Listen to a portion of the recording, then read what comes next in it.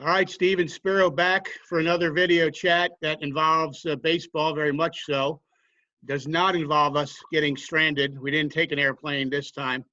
But Spiro, in August of 1996, you, me, and a third of our classmates from Towson State University, what we called then, Jeff Dugan, headed north, correct?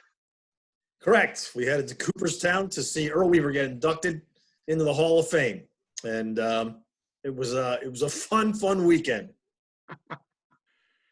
And it was a weekend. We drove up in, I think, the afternoon or morning on Thursday. Yeah, more than a weekend. We were up there like 4 or 5 days. We were. And one of the neat things here was now I think it's gotten bigger as it goes. More people show up, and it's tougher for the general public to go everywhere that we could go on that trip. And by that, I mean the first night in Cooperstown, first of all, we're staying at like a side of the road motel by a lake, about 10 minutes outside of Cooperstown. Just hoping we don't get killed or something, but it was very quaint. Cooperstown area is very quaint. So that was nice. The motel wasn't quaint. Come on. It was it's a quaint view. Okay. The motel wasn't exactly quaint. It was inexpensive. We were in college. We're trying to go up there. College. Come on, man. What's that? We weren't 36 years after old. College. Yeah, 1996. A couple of years after college.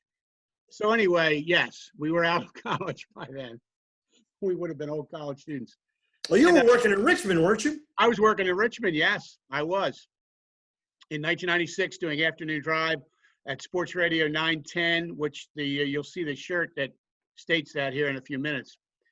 But so we're going up to honor Earl Weaver, this beloved figure for all three of us, really. We love this guy, so many wins in Oriole uniform. We had to be there to see the Earl of Baltimore. Now, the first few minutes we're in Cooperstown, we go to the Ritzy Hotel where the inductees stay, the Otsega, which I don't think now the general public can go. I think you're off limits. And so we go into the hotel bar, and there's almost no one there. Correct. There was nobody there except for me, you, and Jeff, and we belly up to the bar, and it was during the 96 Summer Olympics in Atlanta.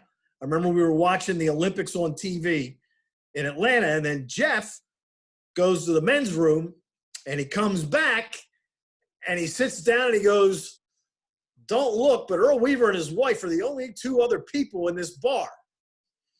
At which point, you and I, the three of us, told the bartender, "Hey, send those two a drink." You remember that, correct? Vaguely. I remember them being in the bar, obviously. Yes, we sent them a drink. They were the only two in the bar. So then I remember, as we were leaving, Earl Weaver kind of called us over and thanked us for the drink, and we told him that we were from Baltimore and we had come up for the induction ceremony. And I'll never forget, he looked at us and he goes, "You came all the way up here for that?" Like, I can't believe people are coming to see this. So it was fun to see Earl that night. Well, it was remarkable. We're in Cooperstown, 5 or 10 minutes. We go to the bar at the Ritzy Hotel, and 5 or 10 minutes later, in walks Earl and Mariana Weaver. We're like, oh my God. Right. And so we knew him to be a legendary manager, but not exactly a warm and fuzzy guy in all instances. And Jeff immediately wanted to go over and thinking Earl's going to say, "You're from Baltimore, sit down, come on, let's get a bite to eat and hang out," which would have been really cool, but it didn't quite happen that way. And I think you and I both said to Jeff, "Hey, you got to tread a little lightly here. I don't think Earl's just going to wave us over." And I remember that Jeff went over to the table and introduced himself, and exactly that happened. Earl said, "Nice to meet you. Have a great night," something like that. And then he came back to the bar, and I said, "Well, we told you he wasn't going to invite us over." But I think the three of us at that point said, "Look, we got to get a picture with Earl before he walks out. I mean, who knows how close we'll get to the guy. It's induction weekend. Thousands of people are coming, and he's 20 feet away from us." So, and you have video, and you have visual proof. I have visual proof of the picture of the bar that night. Here it is. Hopefully you can see that pretty well. And there we are with the Earl of Baltimore. in the bar at the Atsiga a couple days before induction in August of 1996. Much younger, Much thinner. much thinner. You didn't have to go there, but yes. And so that was pretty cool. We're in the bar in Cooperstown. That was taken in Cooperstown, New York, 3 days before Earl Weaver became officially a Hall of Famer, and we were there.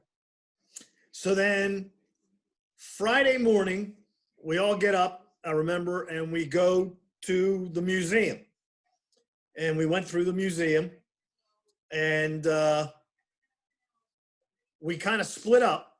We all went our separate ways after we got out of the museum. And I remember we said, all right, well, we're going to meet at this lamppost, say at 11 o'clock or 11:30, whatever. So we meet up there, and there's Jeff and I were standing there, and all of a sudden, here you come, walking up with this little old guy with an oxygen tank. And we're like, who is that? And you come up, and you're like so excited. Tell everybody who it was that you befriended on the streets of Cooperstown, New York. It was a gentleman pushing 85 or 90 who was the son of Ty Cobb. So Ty Cobb had 5 children. I don't think he ever became too close with any of them. He had a couple of marriages. Like that. Speaking of not warm and fuzzy, that would describe Ty Cobb.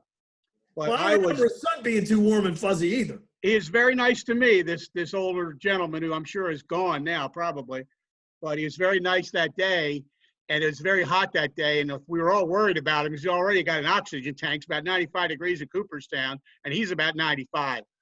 But I was very smitten, as you would say, by meeting a legendary baseball player's son in Cooperstown, New York, for crying out loud.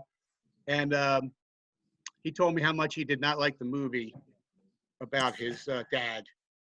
Well, I don't think his dad would have liked the movie either. I don't think so either. But then that afternoon, we went to play golf at Leatherstocking Golf Course, which is connected to that fancy hotel where we saw Earl the night before. Right. And it wasn't very crowded, which I was surprised. I mean, here we are. Oh, you got a picture of golf too, huh? I do, yes. There you go. Me in the midst of a horrible swing. So I remember that we were playing. The course wasn't real crowded. And there was a man and a woman, and they were in front of us. And we kept getting closer and closer and closer to them.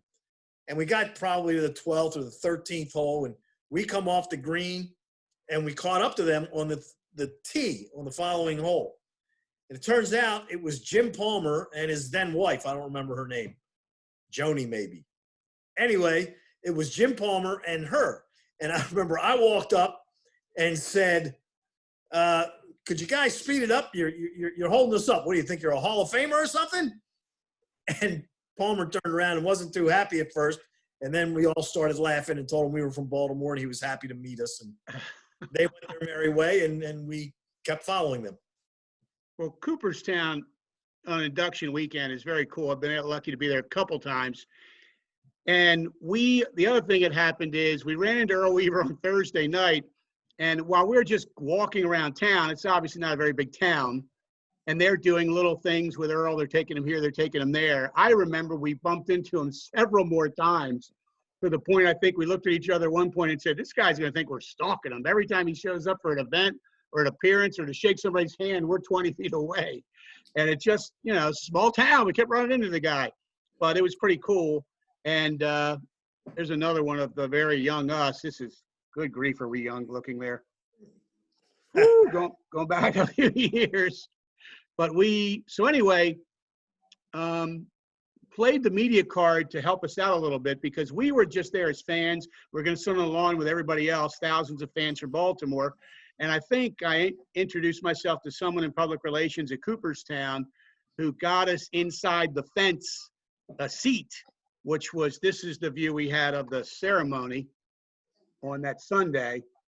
We were actually inside, well behind the family and media and all that. But it was pretty cool to be so close.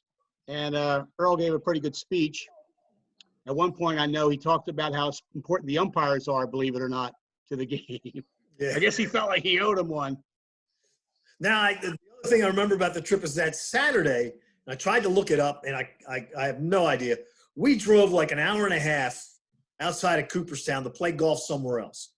And it was a beautiful Saturday. We probably teed off around noon, 1 o'clock, and it was kind of twilight when we got finished.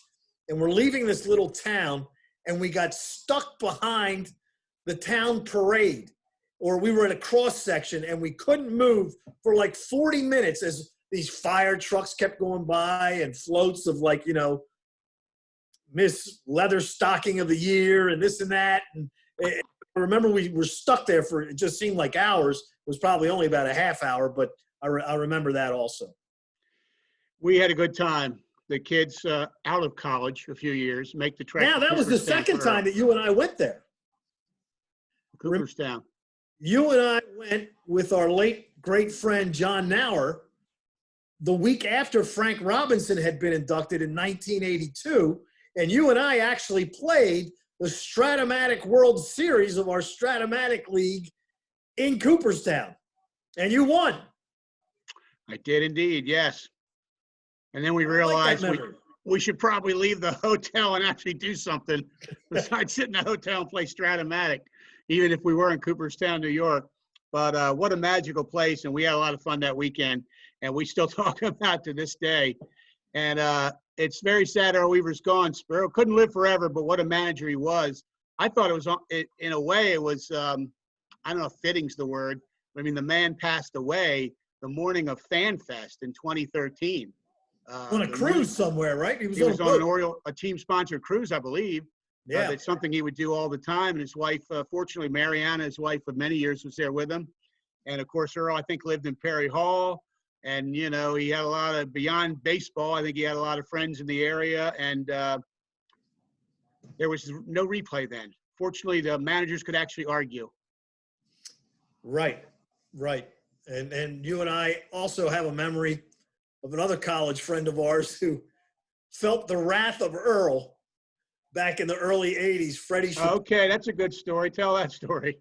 So back at Memorial Stadium, the manager's office was, it was tiny. You could barely get 5 or 6 people in there. And, you know, you had the Baltimore Sun beat writer, the News American beat writer, the Evening Sun beat writer. And like 3 or 4 times a year, the Orioles would allow us college students to come cover a game. So Fred goes to cover a game, and it's a game the Orioles lost like 3-2, 2-1. And I remember they had runners on first and second in the 7th or 8th inning and nobody out. And they never scored the tying run or the winning run. And after the game, I'm there with Fred, and there's like 4 other media guys that Earl Weaver knows intimately. And here are these 2 goofball college kids. And Fred says to Earl, did you think about bunting in the 7th or the 8th inning, whatever it was? Again, first and second, nobody out. And everybody knows Earl hated the bunt, just hated the bunt. And I'll never forget, Fred says that, and Earl Weaver looks at him with this snarl and just says, son, you ain't going to get anywhere in this business aggravating the GD manager. And Fred, who was a cocky fellow, shrunk to about 6 inches tall at that point because Earl kind of cut him down to size.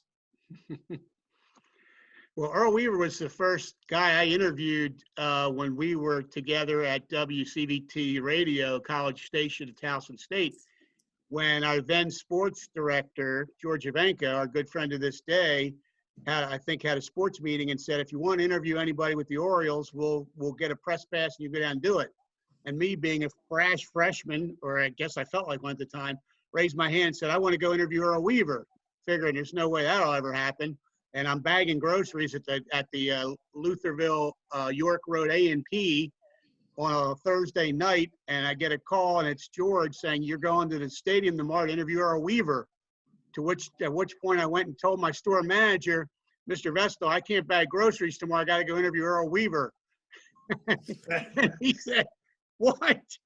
You got to work here. I said, no, I can't say no to Earl Weaver. So I did go and interview Earl Weaver, and it was incredible. And I had this goofy looking tape recorder that I lugged into the Oriole dugout and felt completely out of place. I had handwritten questions. Spiro, it had nerd written all over it ×10. It was rough, but it was Earl Weaver, so it's pretty cool. I wish I still had the tape. Yeah, but, my first Oriole to interview was Billy Smith. That's your guy. Who was the first free agent the Orioles ever signed. Really? Yep. He didn't have a star-studded career, but you were a big fan. No, he did. But I think he was leading the league in hitting after April. Then batted about 150 the rest of the season. Yeah, they don't give batting titles for April, buddy. No, they don't. All right, Spiro, good stuff. The kids from Towson go to see the Earl of Baltimore get inducted in Cooperstown in August of 1996. All right, Steve.